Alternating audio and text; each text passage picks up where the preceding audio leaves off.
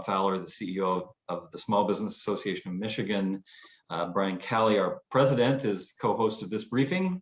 And this briefing is brought to you by Marana Group. You can find out more about their services, the data, document, and distribution services of Marana Group at maranagroup.com.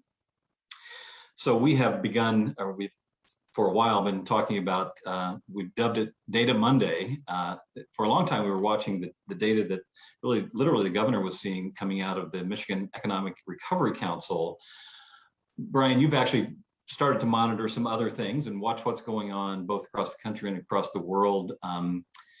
It certainly feels like there's another wave coming, and I feel like we've seen this show before, and we know enough about it to know what the implications are of the numbers we're seeing today. Right, and there's a big game changer in terms of the availability, the widespread availability of the vaccine for the vast majority of the population, certainly the population that is at risk of serious illness with COVID-19. And so that's a big game changer. Still, we see some risks, and what's happening in the south of our country is instructional. So I'm going to share some numbers here. We'll start just by the country itself. So where do things stand with respect to the United States of America? And you'll see here a pretty sharp rise, not as high as it got over the winter at this point yet, and who knows if it'll get that high, but a pretty sharp increase, 111% over the last 2 weeks in total cases. And you do see hospitalization and death rising in conjunction with the cases. And so looking at the entire country, it's very, very different depending on what region you're looking at. So you'll see that this blue line is the South, and this kind of peach line is the West. And then you've got the Northeast and the South as those that are in a little better shape. So, the Midwest and the Northeast being the regions of our state that are in relatively good shape, especially compared to the South. But this is just like it was last year. If you look back in this time period, this light blue line, that was the South. They were the highest last summer, and so that's not particularly surprising that it looks a bit like before. Here's kind of a heat map. We're going to take a closer look at a few states here in the South, mainly to get an idea of what might happen when our high-risk season starts, which is in the fall for us. So in these months in the summer in the South, it is insufferably hot and humid outside in a lot of states, and so people go inside just like we go inside when our weather starts to get nasty the other direction in terms of being cold and rainy and snowy, icy, whatever. So we're going to look at Montana or Missouri. We're going to look at Arkansas, Louisiana, and Florida. So these are the states here that we're going to take a closer look at. Starting with Florida. So in Florida, you see the cases rise to about the level that they hit their peak in before. And this might be somewhat surprising to you, given that Florida actually has a pretty good vaccination record. So take a look at these rates, especially those 65 and up. And so what you saw happening and what you see happening in Florida kind of real time is the cases are going up. They really haven't slowed yet. They have not started to slow, but I have reason to think that they will soon. The overall hospitalization and deaths, they are up as well.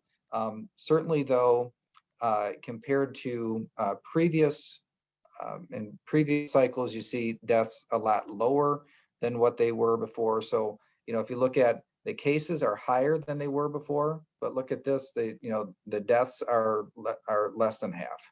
So, so we know that the vaccines are making a big difference, but we also see a new variant that the spread among the rest of the population is happening that much faster. By the way, Florida only reports numbers once a week. That's why you see kind of this jagged increase in, the shaded part. When they report, they're really high numbers, but you got to divide them to get down to the average. So taking a look at Louisiana, which has the highest rates in the country, definitely the highest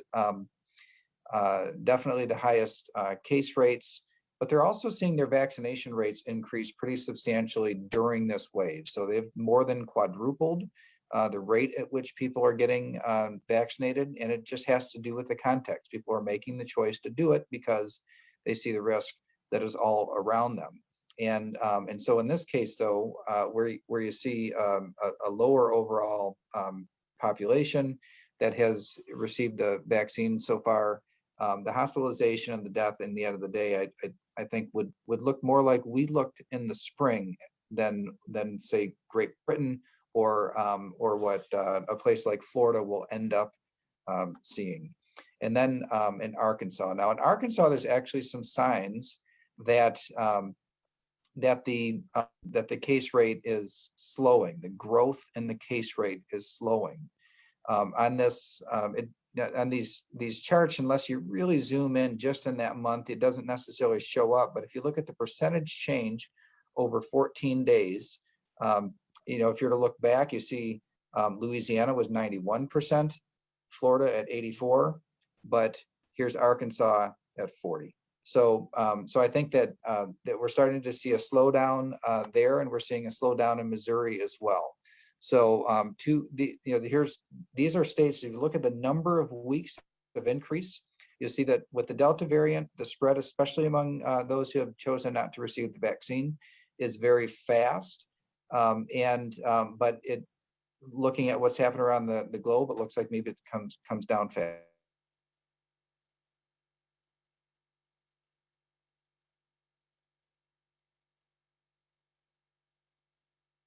Always, you'll see these big percentages early on because low. I mean, look how low Michigan got over here, and we're only reporting twice per week, and so this, you see these little steps in increase, but it's all average, and but we see deaths that are staying pretty level so far. Hospitalization on the rise, but again, from a very, very low level. So you're going to see in the early weeks of this, what I expect to be a fall wave, the early weeks, you'll see bigger percentages because it's growing on a very small base. Overall, though, Michigan looking pretty solid. Taking a look, though, at the United Kingdom. Now, one big caveat is we are not as vaccinated as the United Kingdom, but I want to show you what the difference is between what the difference in the waves can be with a highly vaccinated population. So look at in the UK, and this is, I'm going to keep on following the UK because I think this is now the standard, especially for Michigan with the similar climates that we can learn a lot from. So you see the cases went way up here and the cases went way up here, but look at the difference between here's deaths in the UK in this wave, and here's deaths in the UK with this wave. So the difference is that they have their overall population success with vaccinations has been very successful. And so if you zoom in a little bit on that, you'll see that in terms of the percentage of the adult population. So before I had the full population on the previous slide, but of the adult population, 88.9% have received their first dose. 74 point, and the adults are the ones that have bigger risk. And then, but taking a look at zooming in, positive tests and deaths as well. That this is directly from the UK's health department. And you'll see that it's just compared to this previous, look at how it's coming down. These are the deaths from before, and this is now. So that what a massive difference that has made. You definitely saw an increase in inpatient care, but that now, of course, has started to come down as well. So all that to say, Rob, that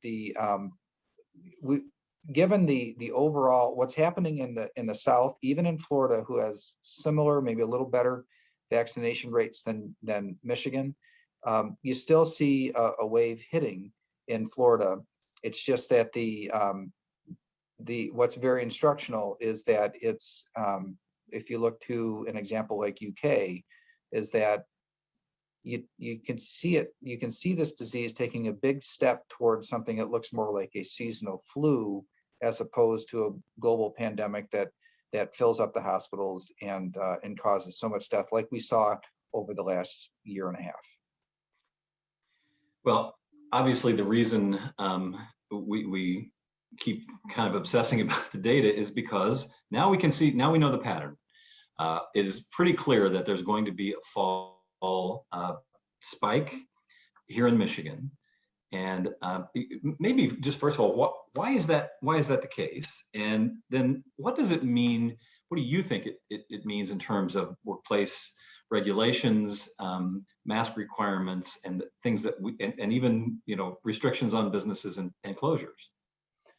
So let's talk about what's the same. And let's talk about what's different. So in terms of what is the same, weather patterns and how they affect people's behavior, that's what's basically the same. That we're heading into a point that's high risk, and where the South is in their high risk point. So we know that weather patterns and how people, and it's not just the weather doesn't cause it, but how people respond to the weather is what creates a higher risk in terms of spread of communicable diseases. And so we have seen that very clearly over the pandemic.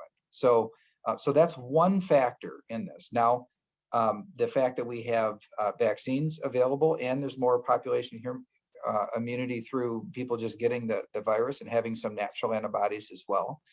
We know that that's a factor that suppresses the growth. So those are the things that have kind of remained the same, or kind of built on each other, and will stay the same moving forward. What's different though now is that people's overall behavior has changed, and we have a new variant that is just that spreads more easily. So the spreading it from one person to another, even though a big chunk of the population in Michigan, about half of our overall population, including everybody, including kids, about half of the population is vaccinated. That means that, so now you take a look at it and say, okay, so you got people more at risk, about 5 million. That's still a lot of people, right? 5 million vaccinated is a lot, 5 million not is a lot. So there's a lot of opportunity for the virus to spread. And it's a form of the virus, a Delta variant, that is estimated to be about 200 or 220% more communicable. So it spreads more easily. And then you have people that are just back to normal behaviors in a very substantial way. So even though government restrictions didn't seem to play a role in people's changing their behavior, people just, really the way it looks to me is that people assess the risk around them based on what's happening, and then they change their behavior. We saw it in states that had a lot of rules and states that had no rules, including Florida, by the way. In Florida, where they had very few rules, people still changed their own behavior to adjust it to their own personal risk tolerance. As the risks went up, you saw people adjust their behavior more. And that's what's, I think, different now, where you have a variant that spreads, people are back to normal behaviors, and we're heading into a higher risk period because of the behavior that comes with the weather changes. So all of those things together say, yeah, we're going to have a fall wave very likely. But in terms of whether or not it fills and overcrowds our hospitals, I don't think it's too late for us to have additional impact in guarding against that in terms of vaccination. So in terms of rules, at this point, there are no real discussions on business closures, epidemic emergency orders, at least not that are getting to a point of actually being considered. I'm very confident I would have picked up on it if it were happening. However, I think we do have to assume that discussions about workplace safety rules, whether or not a mask mandate needs to come, all those kinds of things, health screening, that we have to assume that those types of conversations, and should we do it, as the regulators saying, should we do it? Should we move forward on this? Is it time? Should we wait? I think we have to assume that those types of conversations are in fact happening. And so as we try to forecast for the future, what I would say is expect that things are going to get more complicated in the fall. Thankfully, it looks like the Delta variant, as these waves, they come fast, they go up sharp, but they also come back down. faster than what we saw before. And so we'll keep you right at the edge um, of knowing the information and being able to respond accordingly. So I don't expect we're going to see closures. I would say that there is some chance that some form of workplace safety rules are headed our way. But again, that's not a guarantee. It's just that I think there's a bigger risk of that than closures. That's the benefit of having watched the data as we've gone along, is we can sort of anticipate that move, and it makes all the sense in the world. I want to switch subjects. We're hearing a lot about vaccine mandates by large companies and government organizations, universities, and others. But part of that, it's interesting. It's at least in one case, Spectrum Health has predicated vaccines based upon the FDA approval, the final approval of vaccines, and then 8 weeks after that would be the time that they would implement their vaccine mandate. There's some movement on the FDA approval portion of this. Yeah, we've seen them. At first, they said September, and then they said, probably before Labor Day, and now we're hearing some rumblings that yet in August. So we've known for a while now, actually probably about a month, that they're not waiting for any additional data to come in. They've got it all. It's just kind of a bureaucratic process, and it moves very slow. So I think that something has happened to ignite some faster movement, that you'll probably see full approval come yet in the month of August. And then the FDA is also considering very heavily this question of booster shots and whether or not they would approve boosters. They're sending some pretty clear signals that the boosters will be available for people that are of high risk categories, people that have immune type issues that are particularly sensitive. And so like a fall booster. What I expect to happen after that would be that probably the older population and those that were vaccinated more than 6 months ago would be the ones that would be kind of first up for consideration for a booster. So the idea of after 6 months, it wouldn't be unusual for an immune response to need a booster. So that's what I expect to happen over, and that's a bit controversial, by the way. The World Health Organization does not want to see boosters as long as there's vaccine shortages in other places around the world.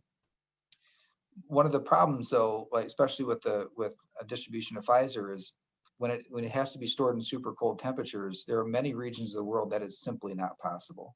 And so it's not a matter of do you want to send them out elsewhere. It's just that technology is something that is not possible to move effectively without a high degree of spoilage in many places around the world. So I think that our country probably will move forward with a robust offering of boosters, and maybe to the full population this fall as well. But I think at least those who have more severe immune issues and immunity issues and higher risk because of age would be first up. All right. Speaking of vaccine mandates, big rally on the Capitol's lawn on Friday, a sort of anti-vaccine mandate. So you can really see this beginning to accelerate a little bit.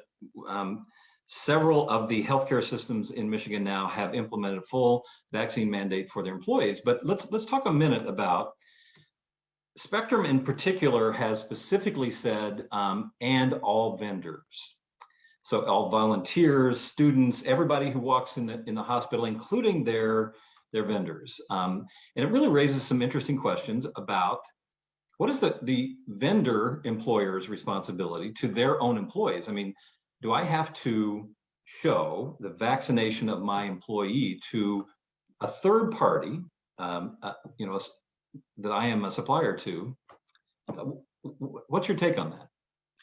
Well, it'd be interesting. The implementation is what where I could see definitely some hangups. I asked a group of our members last week if they had faced this yet and how they had handled it. And one of our members in particular said, my business, I send people into other places. I don't ask for proof of vaccination status, and I'm not going to. But some businesses have required that I only send vaccinated people into their business to do the type of contract work that they do. And but so he just trusts that employees that say they're vaccinated are, that there's no collection of information.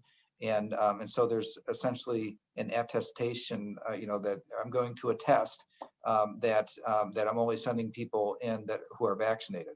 That's one thing to say, all right, staff, whoever's vaccinated, you're going to handle this contract, and the others are going to handle these other contracts. They don't have those types of requirements. But what happens when they require proof? I think this is something that we're really going to need to see the EEOC, the federal department that are the ones who said that yes, you can do mandates. We're going to need to see them weigh in and give some sort of safe harbor to businesses.